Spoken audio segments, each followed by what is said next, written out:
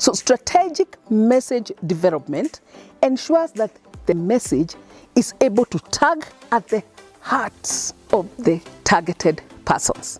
Because we say many times when we do things that don't touch our hearts, they normally just fall on the wayside. Now, an effective message is able to pull at the customer's emotions and appeal to logic or morals. Three things. It either appeals to emotions, appeals to logic or reasoning, or appeals to morals. We've said here before that customers frequently decide with emotions and justify their decisions with logic. Now, to be persuasive, the message needs to align with the AIDA model. That is, it needs to get attention, create interest, inspire desire, and cause action. This helps to amplify the appeal of the message and ensure its ability to persuade, motivate, and influence targeted customers to behave in the desired way. Do like this video and stay with me to the end. And if you've not yet subscribed, kindly subscribe now and press the bell icon so that you don't miss on any of the videos we post on Mondays and Thursdays. The communications by banks, investment banks, real estate companies, companies that are selling apartments and houses, the stock exchange, and the like tend to appeal to your need to make money or to protect your money. They usually use the rational or emotional strategies. Now, this advertising appeal is commonly used by those selling houses, books, bitcoins, and the like. Can you think of how many communications you have been exposed to promising to help you make money? Even right here on YouTube, you know, maybe those ones that advertise courses or training programs or affirmations, things that will help you make money. That is one of the most common appeals that gets people's attention. Profit appeal.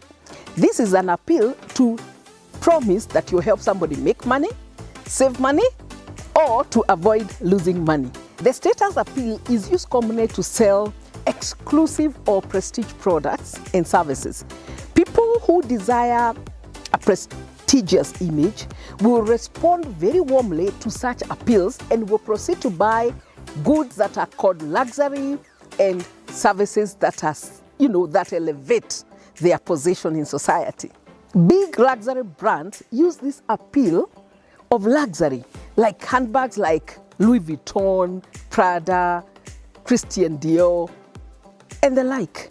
We also know cars like Lamborghini, Ferrari, Bentley, Mercedes, and the like. These are products that are sold with an appeal to prestige. Then, of course, we know of even homes. We have seen these advertisements of $1 million homes or $1 million lifestyles, even right here in Nairobi, that are being advertised. And all these tags to that status appeal.